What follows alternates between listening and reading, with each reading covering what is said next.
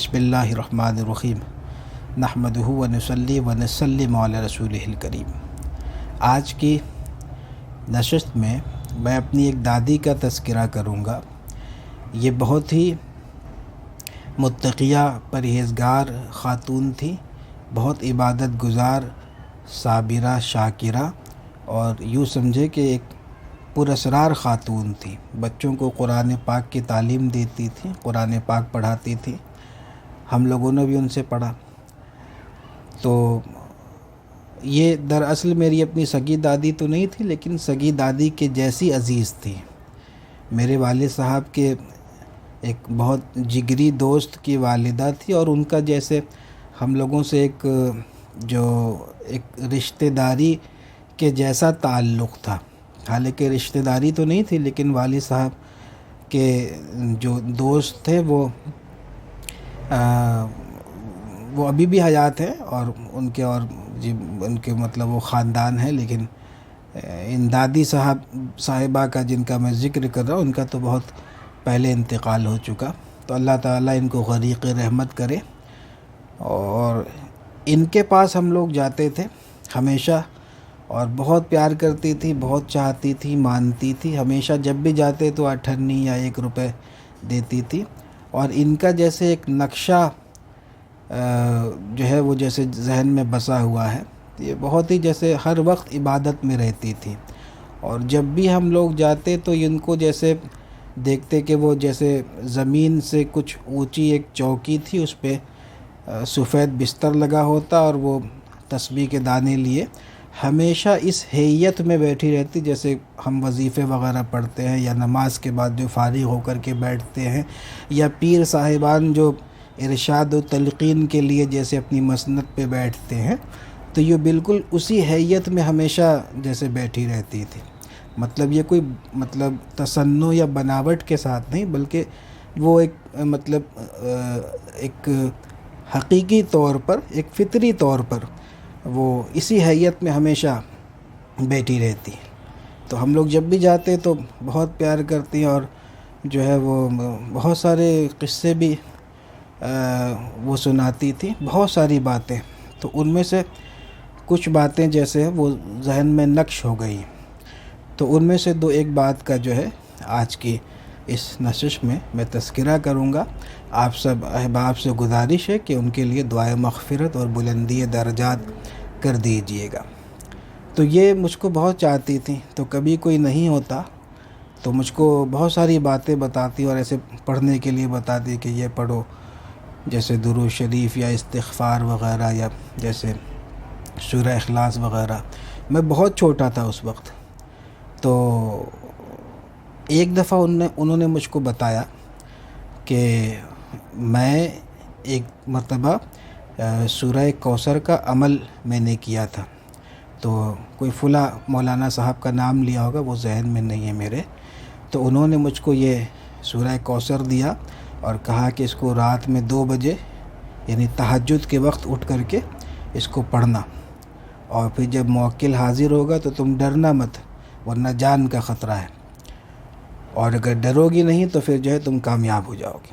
تو میں پڑھتی تھی کہا کہ بہت دن تک پڑھا۔ مطلب وہ اس طریقے سے نہیں بتایا مجھ کو کہ جیسے 40 دن کا ہم نے چلا کیا، ایسے نہیں۔ انہوں نے کہا کہ بہت دن تک میں نے پڑھا۔ تو ایک مرتبہ ایسا ہوا کہ موکل حاضر ہوا، تو میں اس کو دیکھ کر کے ڈر گئی، اور جیسے سجدے کی حیت یا حالت میں جو ہے مصلی پہ جیسے منہ کو چھپا لیا، جیسے اس طریقے سے جھک گئی، اور بہت ڈر لگا۔ اور جو ہے اس کے بعد وہ چلا گیا موکل جو بھی حاضر ہوا تھا۔ تو اب جو ہے کہنے لگیں کہ اب میں بہت پریشان ہوئی۔ اس کے بعد میں سو گئی، تو خواب میں جو ہے وہی موکل آیا، اور اس نے کہا کہ اگر تم ڈرتی نہیں، تم ڈر گئی، لیکن تم چونکہ بہت عبادت گزار ہو اور پرہیزگار ہو، اس لیے ہم لوگوں نے تمہیں چھوڑ دیا، لیکن اگر تم ڈرتی نہیں تو ہم تمہیں بہت سارا مال دیتے، لیکن یہ جو تم نے محنت کی ہے تو اس کا عوض یہ ہے، تمہارے تکیے کے نیچے یہ دیکھ لینا۔ تو جب وہ اٹھی تو اس تکیے کے نیچے سے جو ہے وہ 20 پیسے اور 10 پیسے جیسے اس زمانے میں جو ہوتے تھے، تو وہ جیسے ایک مٹھی ایسے کچھ تھا. تو انہوں نے کہا کہ وہ مجھ کو اس نے اس میں سے دیا تھا.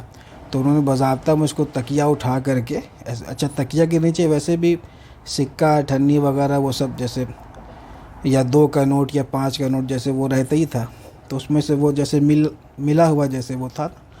لیکن وہ پیسے جو ہے وہ 10 پیسہ اور 20 پیسہ جو ہے وہ جیسے الگ سے رکھا ہوا. تو اس کے بعد جو ہے وہ اس طریقے سے انہوں نے مجھ کو بتایا.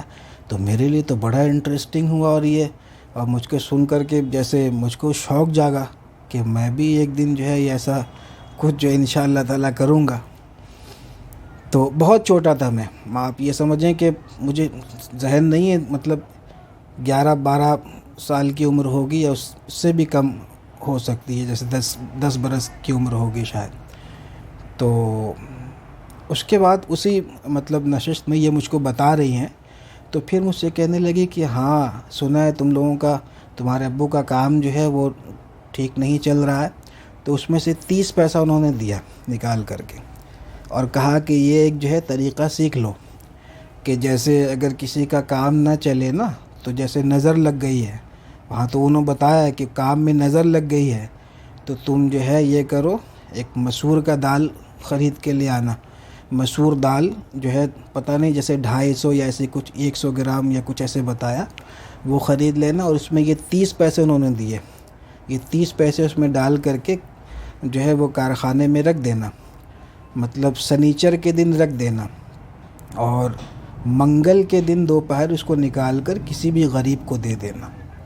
تو یہ انہوں نے ایک جیسے نسخہ بتایا تھا، تو وہ بھی میں نے کیا تھا. تو اس کے اثرات ہم نے دیکھے، جیسے بچپن میں جو کچھ مجھے سمجھ آیا، تو یہ ان کے کچھ وہ تھے مشاہدات.